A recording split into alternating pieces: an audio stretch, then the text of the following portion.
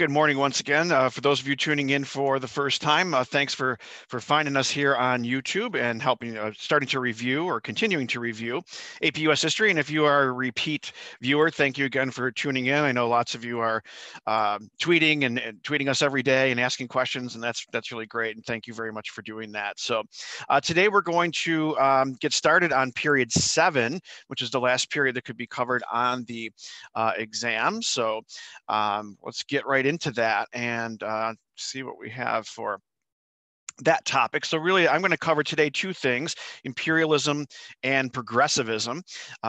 7.2 to 7.4 of the course. So again, my name's Mr. Horton. I teach at Williamsville South High School. My partner in crime is Ms. Farr is manning the Twitter this morning. Our Twitter is @virtualapush. Feel free to zip any questions that you have off to that Twitter account. I'll also try to ask some questions here as we go through the material today, and actually some practice stuff for the DBQ. So just before we get started on that, a little reminder.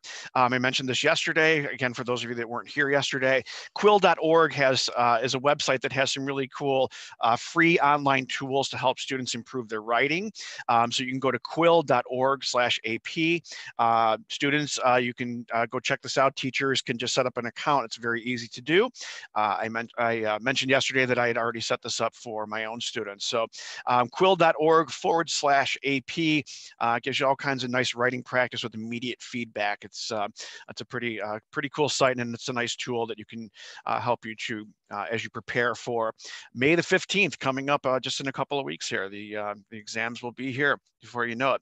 So our review today, our overview of the lesson really is imperialism and progressivism, and we're going to spend quite a bit of time on DBQ topics today. So there's actually 2 DBQs that fit really nicely in here, the last couple of DBQs that were offered on the exam, that we'll use those as the basis of our practice. So overriding question: what caused the United States to grow into a world power?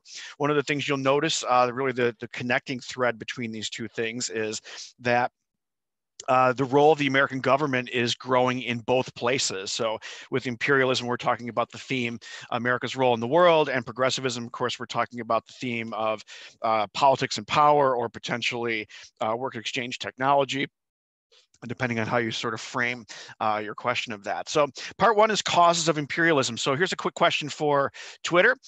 In the 1840s, the US engaged in manifest destiny, this sense that we needed to expand across the continent. What are some reasons why the United States became expansionistic in the 1840s? What were the causes of manifest destiny way back when? So hit the timer here, and you can shoot those your answers to that question off to our Twitter page, again, @virtualapush. And hopefully you'll come up with some answers for that. And maybe some of the things I'm about to present will give you some hints as to answers for that. So I'm going to talk about causes of imperialism. And so the first one is Industrial Revolution. There are economic needs or economic motives for imperialism. The United States needed new sources of raw materials. They needed new markets for their manufactured goods. Some businesses wanted new places to invest their surplus capital. So there is an economic angle to all of this.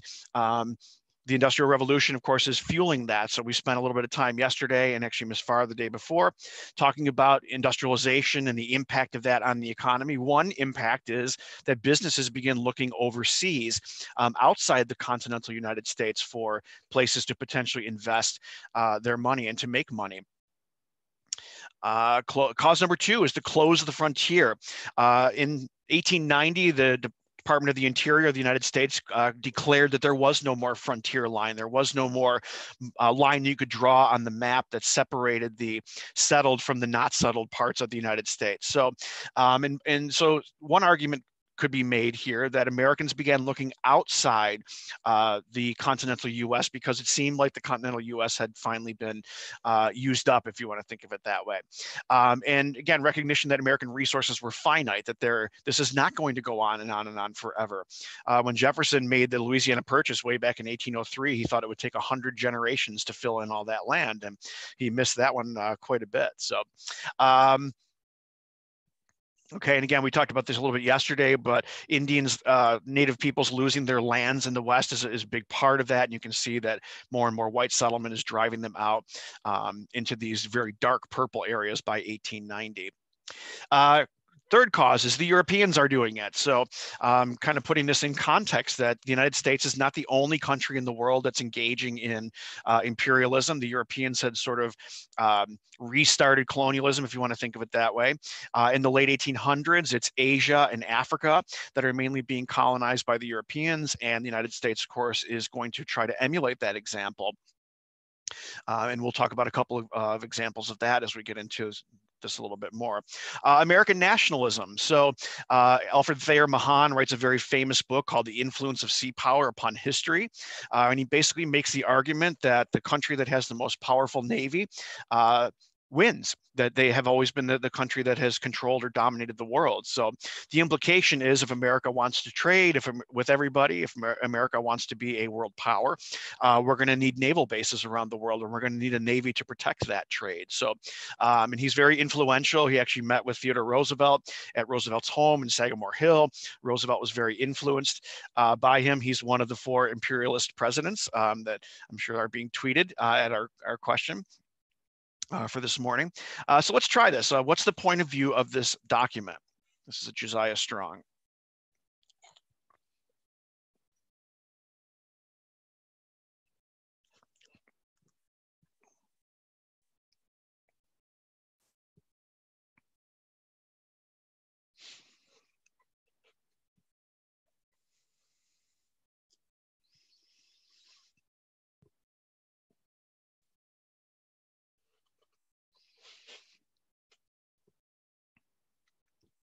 All right, so here we're talking about the competition of the races for which the Anglo-Saxon is being schooled, that the competition will be won by the white race is essentially what the argument is that's being made here. So hopefully you see a direct connection between this one and Manifest Destiny, that idea from the 1840s that suggested that the white race and domestic democratic institutions and superior civilization of the white race would eventually conquer the continent. This is very similar to that, as you can see. Josiah Strong, it would be under this under the topic of American nationalism as well. So Mahan and Josiah Strong are just 2 examples of that.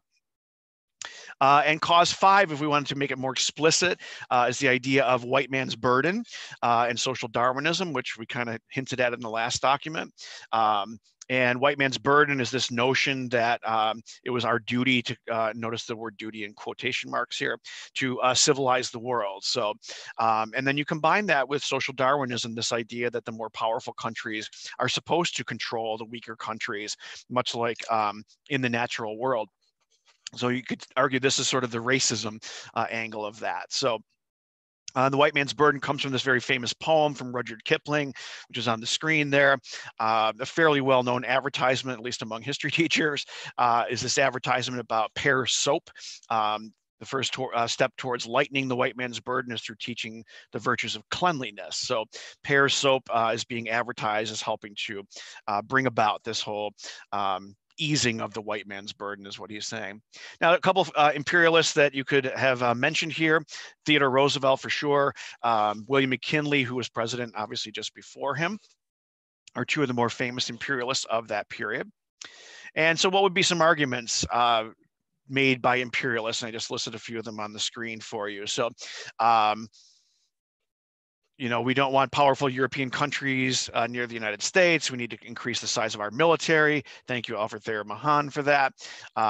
If we took over Spanish colonies, we could set up naval bases. So that's the economic goal, as well as Mahan. A war of conquest will unite the nation. So this is sort of the nationalism angle of this. And then at the bottom, of course, also another version of the economic angle of things here. So So there's lots of reasons why imperialism happened, very similar to the reasons why Manifest Destiny happened. It was this nationalism, this belief in a racial superiority that could take over the world, that was at least in the continent in Manifest Destiny, in the world here, and economics goals, economic opportunity. So the main story of the imperial era is the Spanish-American War. I'm going to tie a lot of the examples to this. So there's lots of causes of the Spanish-American War. You may remember the story that the Cubans are revolting against the Spanish, and Americans felt sympathy with these poor colonial peoples that were trying to throw off an aggressive, dictatorial mother country in Europe. Hopefully that sounds like a familiar story if you remember the story of the American Revolution. It's very similar to that. Of course, yellow journalism is part of that. So this fake news, which is what we kind of call it today, it's not a new thing. Yellow journalism was media that was taking the stories here and pumping them up, and today we would call this spinning them to make people feel a certain way about it. So New York Journal, if you look at the headline here, the destruction of the warship Maine was the work of an enemy. It leaves no doubt as to what the real cause of this was. Couldn't have been an accident. It was definitely the work of some enemy. And so the sinking of the Maine is the thing that really causes us to get involved in the Spanish American War, declaring war on Spain. And this is an image of the Maine being exploded there. So Theodore Roosevelt comes into our story here. He was actually the Assistant Secretary of the Navy at the time the war broke out. And he decided to, he gave up that job and raised a group of volunteer soldiers to head off to Spain, or excuse me, to Cuba to fight in the Spanish-American War. So Roosevelt believed that if you advocated for war as a politician, that you ought to, put your money where your mouth is and actually go and fight in that war, which is exactly what he did here. He makes a very famous charge up San Juan Hill with the Rough Riders, and this is sort of a motley crew of collection of people here. Certainly, it's not the regular U.S. Army for sure, but they win this battle that really is considered one of the more important battles of the Spanish-American War. At the same time, across the globe in the Philippines, Dewey was sent there, an American admiral was sent to the Philippines to defeat the Spanish Navy there, which they do at the Battle of Manila Bay, which is one of the great routes of that war. It really wasn't much of a battle based on some of the battle reports from that. The U.S. Army was clearly superior and basically, blew away the Spanish Navy sitting in Manila Bay.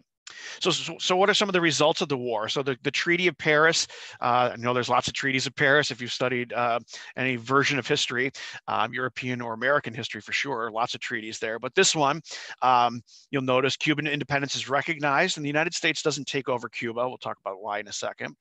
But the United States does gain some land. Puerto Rico, a former Spanish colony, Guam is annexed by the US, and the Philippines is also going to be taken over by the US in exchange for $20 million. So here we've gained some territory that becomes very, very controversial. The vote on the treaty was very close, as you can see there. There were a lot of people asking the question, why are we getting land that's thousands of miles away from the west coast of the United States? What's the purpose here? So and it's similar to earlier expansion when the United States annexed territory, for example, Texas became a controversial issue in the US. What was going to be the future of that land? We see the same story happening here. And the US is generally considered to be a world power as a result of this war, that the US has now defeated Spain, again, another European power that the United States has been victorious over, and we're gaining land. So one effect of the war, the Spanish-American War, is the Philippine insurrection. There is an uprising against the United States in the Philippines, led by a guy named Emilio Aguinaldo. And he had actually helped the U.S. to defeat the Spanish during the war. And after the war was over, he believed that the United States was going to grant the Philippines their independence. The United States, of course, does not end up doing that. And there's lots of reasons for that, and I put some of the reasons at the bottom here. Trying to convert folks to Christianity, which is kind of ironic because the Spanish were Catholic and were converting the people in the Philippines to Christianity. But in this case, we're talking about Protestant Christianity. It's a source of raw materials. Could be a coaling base. It's a foothold on trading in Asia. And then the one at the bottom, the sort of racial angle of that the people of the Philippines weren't quite ready to have self-government. So we needed to control them until we could train them in what self-government should ultimately look like. So you could call that white man's burden. There's Aguinaldo and his followers. This is a guerrilla war. It's not a traditional war between two armies. It's much more along the lines of what would happen in Vietnam, for example. In fact, if you read the story of the Philippine War, it reads an awful lot like the Vietnam War. So what's the point of view of this document? Let's give you a chance to try this out.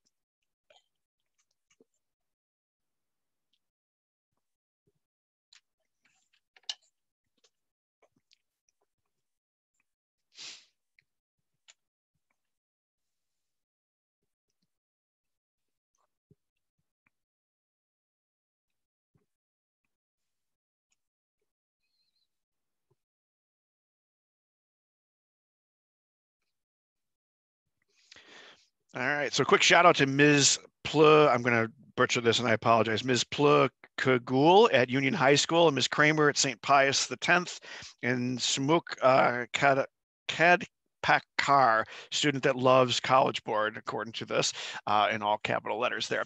So the point of view from Theodore Roosevelt here is that our developing or industrializing of the Philippines will not only be good for us, but it will be good for the people of the Philippines as well. It's a good example of that sort of white man's burden notion of things. Now, an indirect effect of the war is America becomes more involved in Asia. So an example of this is in China. China had been divided up into spheres of influence by the European powers in the late 1800s. You might recall this from Global History or AP World if you took that last year. And so that's what the cartoon sort of portrays here. And the European powers have sort of slain the Chinese dragon here. But you'll notice the United States is in the background of this cartoon, kind of watching what's happening here. And the open door policy by the United States was a suggestion that we shouldn't have spheres of influence, that everyone ought to be able to trade in China. So the open door policy happens just a year after the Spanish-American War is over. So again, I'm making an indirect connection here. It's not that the United States does this simply because of the Spanish-American War, but there certainly could be a connection here, or is a connection between those. So again, spheres of influence, China being divided up into sort of colonies by the European powers. The United States feels like we should just be able to trade with everyone everywhere within that. Another example, indirect effect of the Spanish-American War is our increased involvement in Japan. And so the Great White Fleet, as it was called, that's what you see in the image here, was sent around the world to impress the Japanese. The Rude-Takahira Agreement, which was signed in 1908, was that the US and Japan would agree to respect the other sphere of influence, Asia. Japan, at this point, if you remember from Global, is undergoing its own modernization, its own industrialization, and maybe you can remember the name of that and tweet that to our Twitter page. What's the name of that modernizing revolution that happens in Japan during the time? So the U.S. is coming more and more face to face with the Japanese. So again, indirectly as a result of the Spanish-American War, increased involvement in Asia. In Cuba, of course, the United States had gone to help the people of Cuba to win their independence. At the conclusion of the war, the United States signs on to the Platt Amendment, which gives us the right to intervene in Cuba when we feel that it's necessary. And this happened several times, unfortunately, after the Spanish-American War. So we didn't annex Cuba because we promised not to do that as the war got started.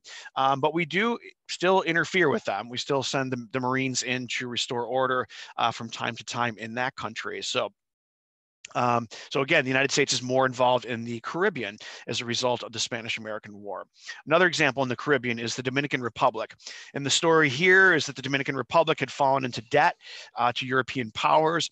The European powers are threatening to come into the Dominican Republic and get their money. And the United States, of course, does not want this to happen. So the United States ends up paying off the debt to the Europeans, and we go into the Dominican Republic instead and collect money from their ports to pay ourselves back. Michael Raybet's good job on the Meiji restoration question from the last slides, or a couple slides ago. So the United States adds on to the Monroe Doctrine and says, listen, not only are European powers not allowed to be involved anymore in the Western Hemisphere, but we're going to be the ones that are going to be involved. We're going to be, as you can see here, Theodore Roosevelt being portrayed as the police force in Latin America. And the new diplomacy is this big stick being swung around, which is the nickname for this policy. Oftentimes comes from an old African proverb that was one of TR's favorites, walk softly and carry a big stick.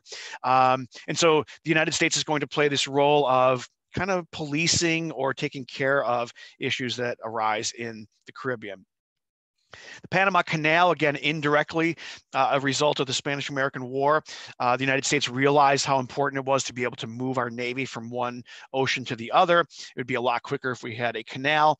You can hopefully see in the cartoon here, you have this woman, and her skirt is supposed to look like South America here.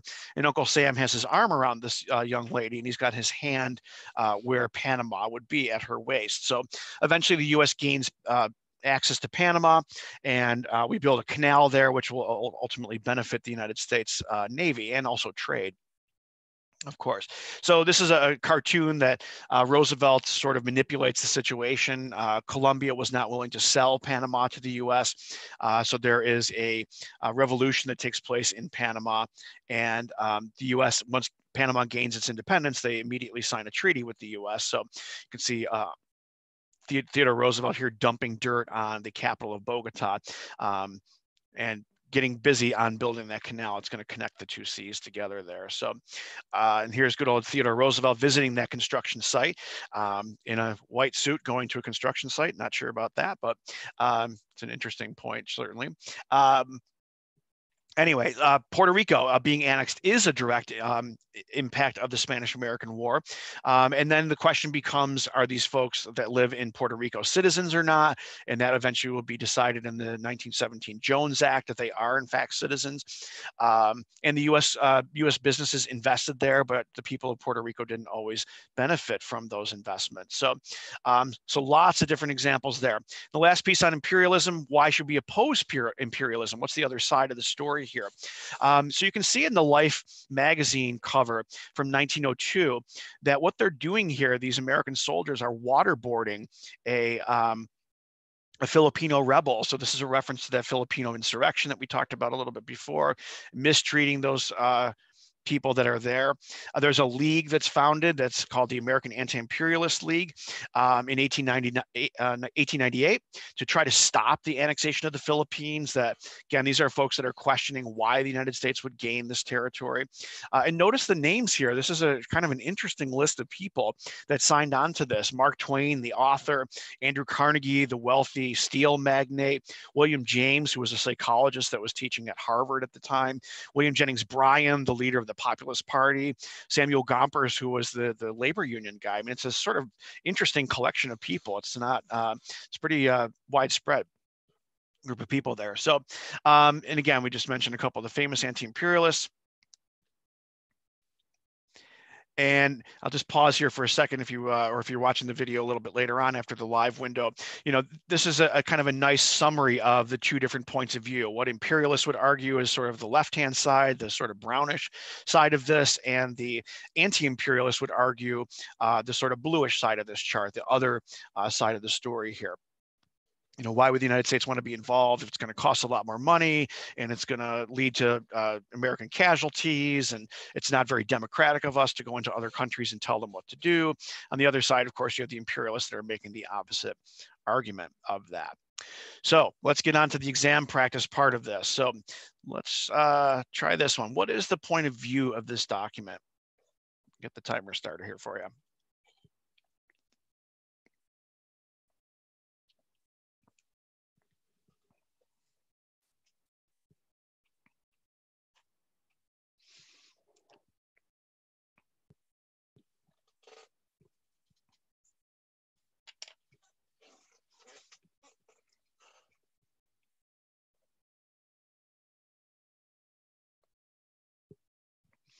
Okay, so you see a school teacher here. So portraying these people as small school children should give you some sense of what the point of view here is about the U.S. government treating other countries this way. Um, and Uncle Sam is saying here, now children, you've got to learn these lessons whether you want to or not. So it's like the school teacher forcing these people to learn about self-government. But there's also some other symbolism going on here in the cartoon about other people that are being denied the right of self-government. For example, the African-American back here washing the window, the Native American here who has the book upside down, and the it looks like a Chinese person here who's actually outside the school. Probably a little comment about the Chinese Exclusion Act, which was passed in 1883 to stop all Chinese immigration to the United States. So, you know, none of these other folks are being granted that same right of self-government. So this is a cartoon that's pointing out the irony of that it's not just these new people that are being added into the American empire that are being denied the right of self-government. There's lots of other people as well.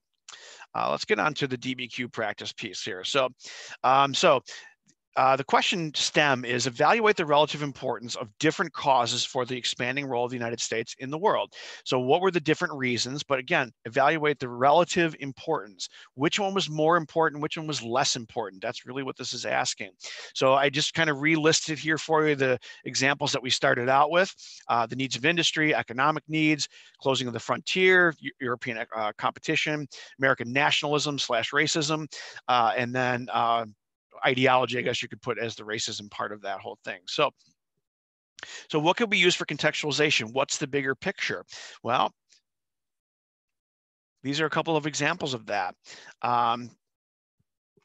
The impact of the Civil War on the U.S. role in the world, that now that we're done with our bloodletting within the United States, we don't have to worry about that. And we can turn our attention to growing and expanding again.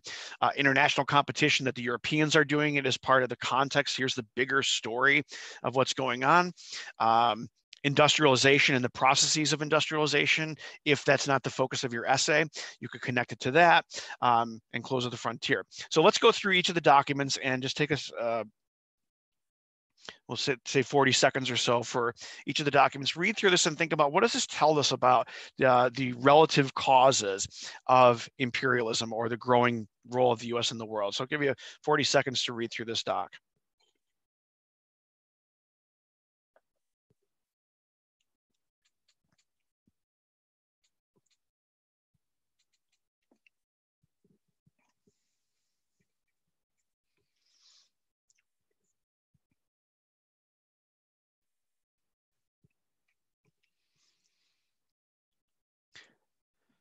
So here we're looking at a treaty. It's talking about ceding Russian possessions in North America. So hopefully you're identifying what territory we're talking about here. Feel free to tweet that at our Twitter if you know which territory that they're talking about here. But the Russians giving up land in North America sounds a little bit like Manifest Destiny. So you might make a connection to this goal of Manifest Destiny and taking over all the land on the North American continent here. The middle paragraph, I know students often struggle with this. They sort of struggle to understand what's being said here. And essentially what what's being said is that the folks that are living in this territory, the Aboriginal peoples or the native peoples of that land, they can stay, but they eventually will be become U.S. citizens if they stay there, or they have the right to return to Russia if they choose to do that. So that's really what this middle piece of this is kind of talking about. So the cause here is, of course, Manifest Destiny or ideology, or the U.S. gaining control of the North American continent. Okay, Doc 2. So this is one that we already did. We actually looked at this a little bit before. An excerpt from the same document. So what would we use as our explanation? What cause of imperialism is this? Well, this is the ideological one. This is the racial argument, right? The Anglo-Saxon is being schooled for this new competition, etc. So we can kind of go through that one a little bit more quickly. Alfred Thayer Mahan, even without reading the document, hopefully you recognize that this is that that guy that's arguing that the U.S. military needs to be larger, that trade should be more increasing, and that in order to increase trade, we need to increase our Navy. To increase our Navy, we need to increase the number of fueling stations that we have, or coaling stations around the world. So, and again, if you read through this a little bit more in detail, that's what he's talking about, is trade, etc. Let's do this one. Take about 40 seconds. How does this feed into our argument here about why imperialism happened?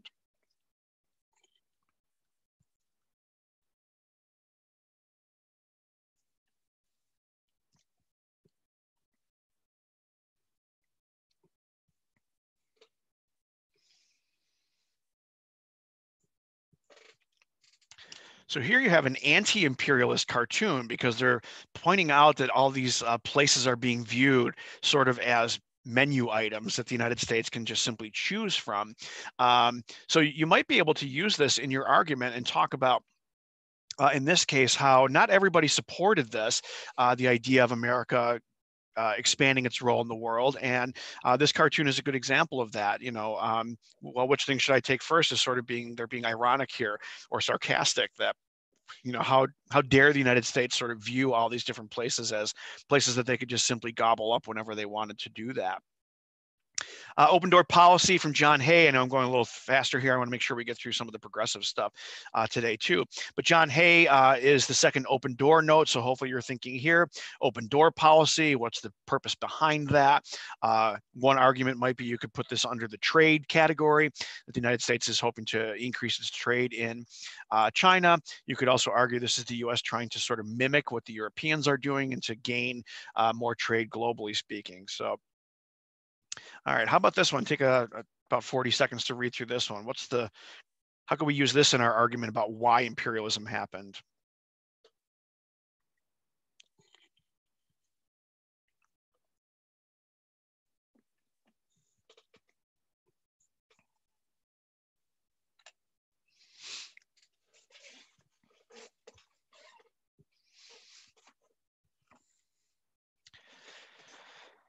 So here you have Uncle Sam, and he's saying, well, it's up to them. It's your choice. You can decide whichever one you want to. So you see a school teacher on the one hand, and then you see the soldier on the other hand. So some students have misinterpreted this and looked at this and thought, well, the United States is welcoming these people into the United States so they could either become part of our military or they could become teachers. And that's not what the meaning of this certainly is. So it's up to them. Remember, a lot of times in political cartoons, they're being sarcastic. So there really isn't a choice. And of course, they're forcing assimilation on these folks who are Filipinos, the Filipino people. On the right-hand side here. So again, this is a cartoon that is sort of criticizing America's increasing role in the world and the way we're going about doing that, forcing ourselves on other people. So you could, again, make the argument here that it's not everybody supports this, that some people oppose this, some people do not agree with the way the United States is advancing its role in the world. In document 7 is Theodore Roosevelt talking about the Roosevelt corollary. So we're not going to read through that because that's really what it is. What is our outside information? So we kind of quickly went through 7 documents. So there's some examples of things that are not in the documents. And it's important to remember on this year's exam, you can get a second point for a second piece of outside information. So this is kind of an important piece to keep in mind as you go through documents. And next week, during prep week, Ms. Farr and I are actually going to go through a couple other document-based questions and kind of help you through this process yet again. But remember that outside information is really, really important this year. So it's not just one piece like it traditionally or typically is in the course. So these are a couple of examples. There's lots of other examples that you could come up with. Important to remember too, your outside info has to be in the time period.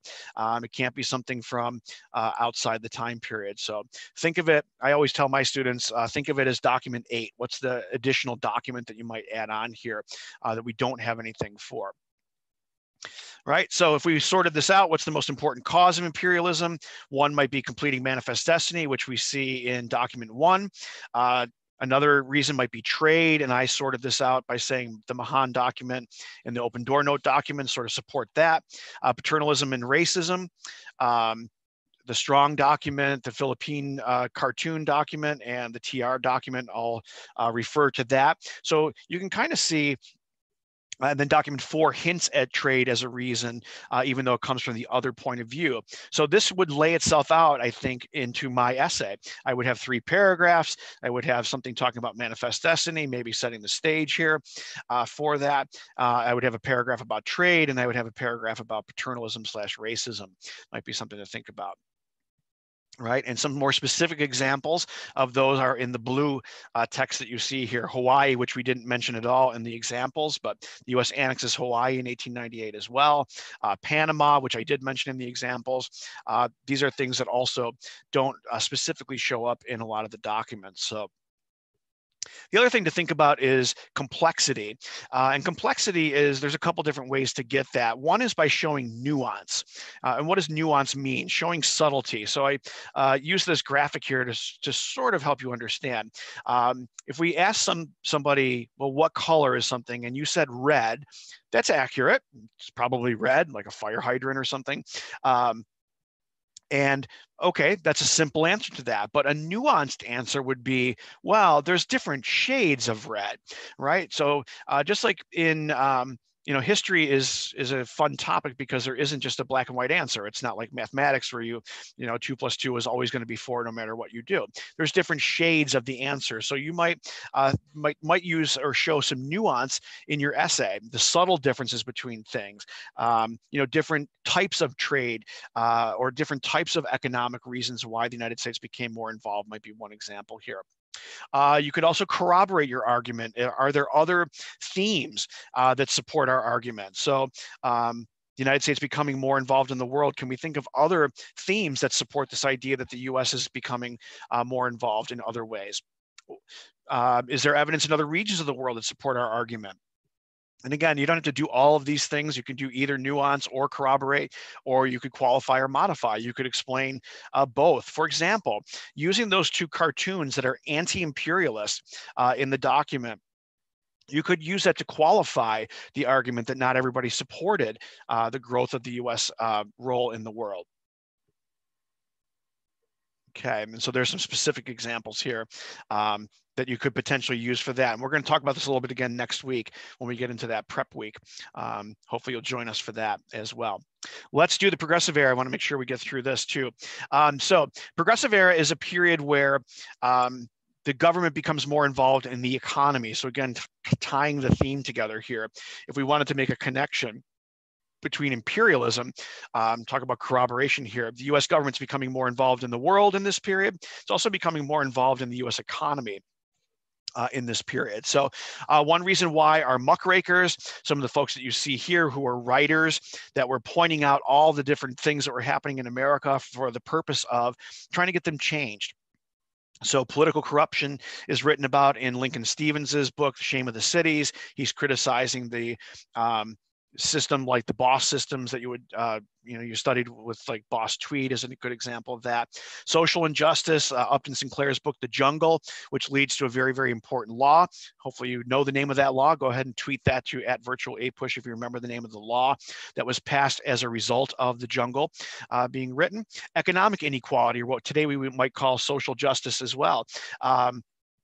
Jacob Riis is the guy that took the photographs. I'll show you an example of those in just a second, of people that were living in poverty. And Ida Tarbell write exposés about the Standard Oil Company and the ways that it was taking advantage of people and driving small businesses out of business and exposing those practices. So muckrakers were these folks that that were bringing these to people's attention for the purpose of hopefully making some things different. So this is one example of a photograph from Jacob Riis, these little kids who are sleeping in a stairway someplace. And again, he's trying to get people to realize that there's some real problems in America that need to be fixed. This is another image from How the Other Half Lives. I know you can't, a little bit blocked there, but this is a guy's apartment, and Riis actually visited these places to take these photographs. Sometimes he would be joined by Theodore Roosevelt when he went to these slum areas of New York City to take these photographs. So you can see it doesn't look very safe, it doesn't look very clean, and this is how some people unfortunately were forced to live. Women in the progressive era, women were very active in leading these reforms. Many of them viewed these as extensions of their role as mothers to protect their home. A good example is the Pure Food and Drug Act, which gets passed during the progressive era. Women felt like it was important to know what kinds of things were being put in their food and the medicines that their children were eating and taking. And of course, there were no rules about this prior to that law. That the government didn't really regulate that. And of course, this could be dangerous. Some of the stuff that was put in these foods in order to keep them preserved were pretty disgusting things. There's a great documentary about this called The Poison Squad, which will tell you the whole story about somebody that investigated some of this stuff. Women created voluntary associations, which increased their network with other women. So they would create church groups, for example. They would create organizations to try to help fix some of the problems like child labor or these issues with impure food and drugs. More women went to college. In 1910, as you can see here, 40% of college students were women, which is definitely an increase from earlier in the century. And women dominated certain occupations, including teaching and social work as part of this whole thing. So women were very active in this. Settlement houses is one example. I mentioned this yesterday when we talked about the effects of industrialization, which is sort of the precursor to what today we call social work, helping people through these situations. Temperance is another example of a social movement from this period that women were very involved with. There's a group called the Women's Christian Temperance Union movement, and the union is the name of the group. The movement is, of course, temperance. And so you have Carrie Nation, who very famously went into bars and would smash the alcohol bottles with an axe. And pretty brave of her to do that, to fight against temperance. And remember, this goes all the way back to the Jacksonian period when the temperance movement started. So, but this is still going on here, and many women were involved in this. And they believed that alcohol was negatively impacting their families, that husbands would come home after wasting their paycheck at the local saloon, and they might become violent, and they might engage in behaviors that aren't really faithful to the family. And so the way to fix that, they thought, was to get rid of alcohol.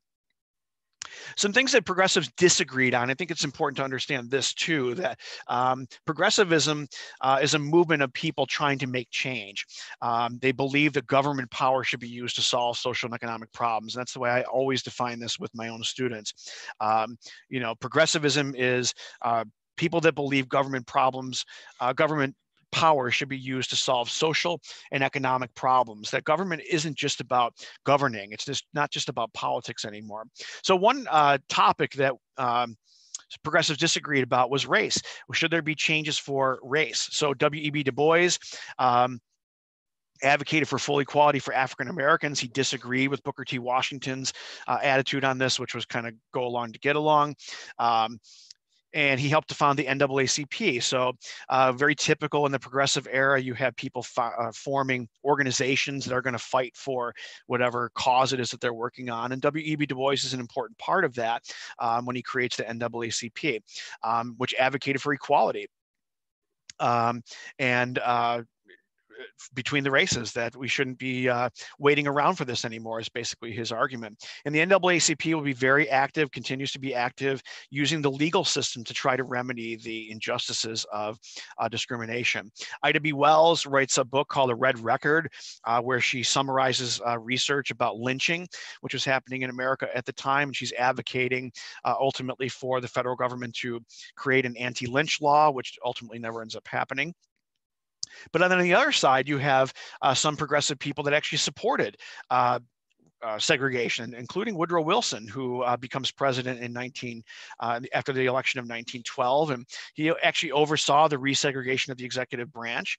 And yet even other progressives actually just ignored this as an issue. They felt like the other issues were more important, or if we made economic inequality better, that everyone would benefit from this, that we didn't really need to focus on this. So progressives are kind of split on this issue. They're also split on the issue of democratic reforms. Should we create more democracy, as some of them advocated, that the cure for the ills of democracy is more democracy, like Robert La Follette, who is a state level leader who advocated these very democratic ideas like direct primaries and initiative, where citizens could actually write laws and present them to their government.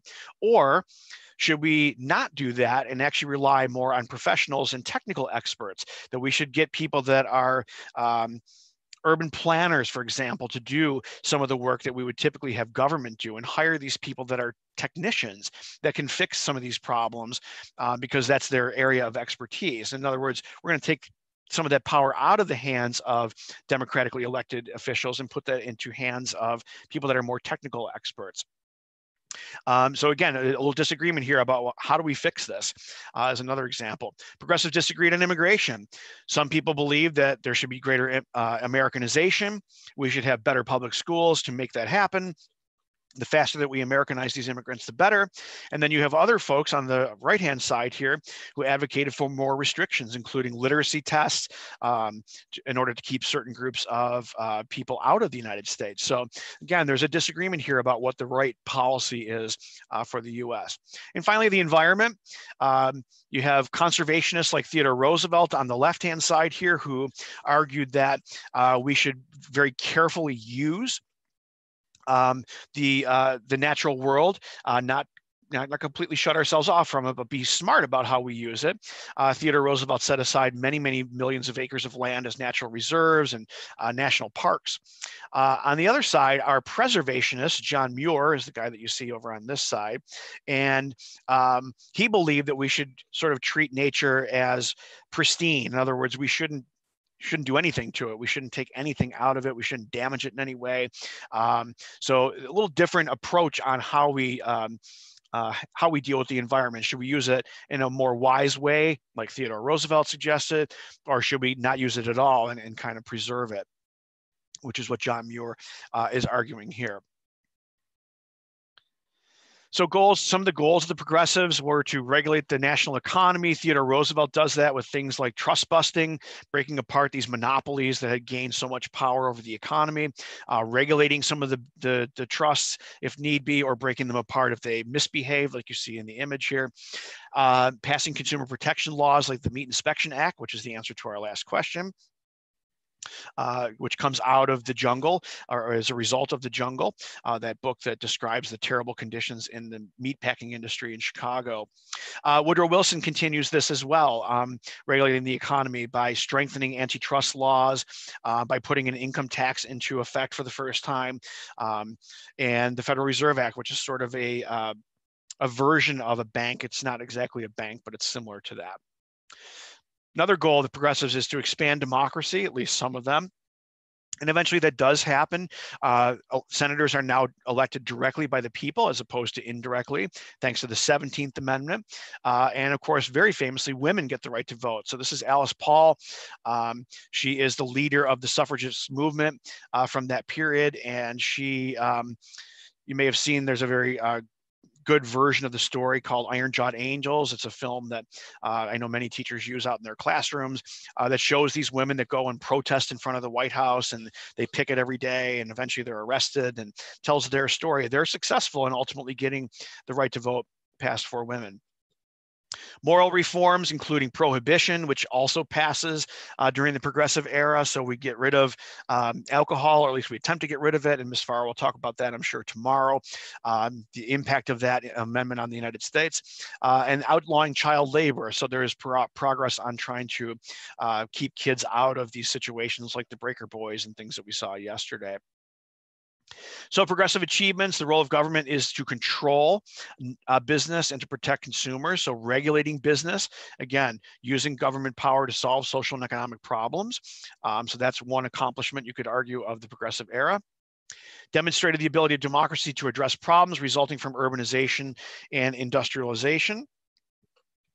So democracy could be adapted to this new way of life that had grown over the course of the last part of the 1800s, this more urban, more industrial, what we would today call more modern America.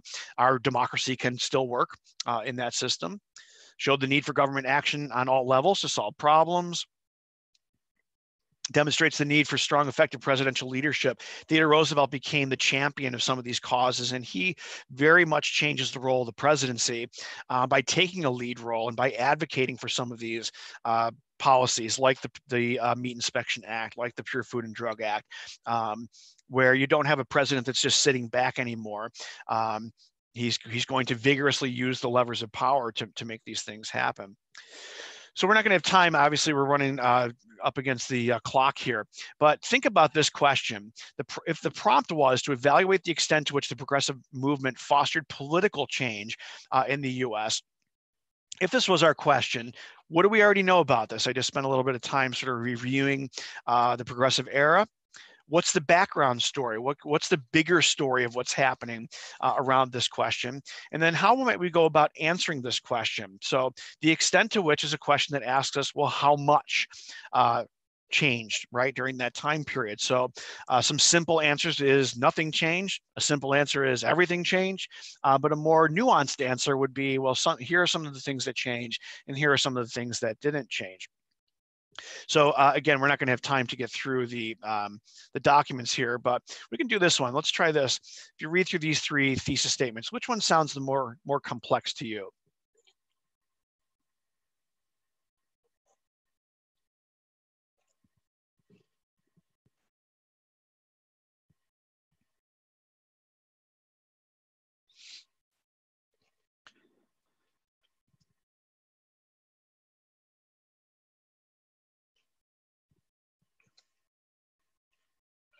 So if we read these from the bottom up, progressive movement fostered political change in the US because it sought for a deeper respect for democracy, equal and equitable rights for all people, and applied new ways of thinking. It did foster change. Here's three ways how. Nice thesis statement. But if we look at the top one, it gives us a more nuanced version, right? Progressive movement was incredibly successful in doing these things. However, their failure to advance African-American civil rights sufficiently left a scar on their legacy, as many issues of discrimination were prolonged. So this is a student that's giving us, yes, a lot of things changed, but here's some things that really didn't change. It's a little bit more sophisticated. So if you're going to aim at that complexity point, which I hope that you do, try to think of this kind of thing. Is the story as straightforward as, yes, a lot of things change? Just a little bit stronger than that. So we're not going to have a chance to read through the documents. We're going to not have enough time here. Noticing the clock. So just some hints from a fellow AP essay reader for this question. The thesis statements were often too broad. Contextualization has to be related to the topic of the prompt. Remember, your context is, how does this fit into the larger story? You can't just throw things in there that don't have any relation to what your argument is going to be. Sourcing is a problem, this reader identified. And so what does that mean? The point of view, purpose, intended audience, or historical situation of those documents. Always think about those when you look at documents. And we're going to, again, talk about those in more depth next week. Overquoting of the documents. Don't quote documents. Folks, talk about the ideas in the documents and use the documents to support your argument. And you don't have to say, in document A, it says, blah, blah, blah, blah, blah, blah, blah, and here's what it means. Just tell us what it means. Rewriting the documents doesn't really get you any credit on the exam. And then, of course, handwriting, which might not be a problem this year with folks being able to actually type their responses with the new system that's being put in place, and more information on that coming soon as well. So thank you again for watching. I know we kind of blew through some things very quickly here. I wish we had a little more time to do that DBQ, but we're going to do that next week. So thank you again for watching. Hopefully you tune in tomorrow. Tomorrow we will pick up where the story left off here and carry through the 1920s with Ms. Farr. She'll be taking back over for tomorrow. So hopefully we'll see you then. Thanks again for tuning in. Have a great day.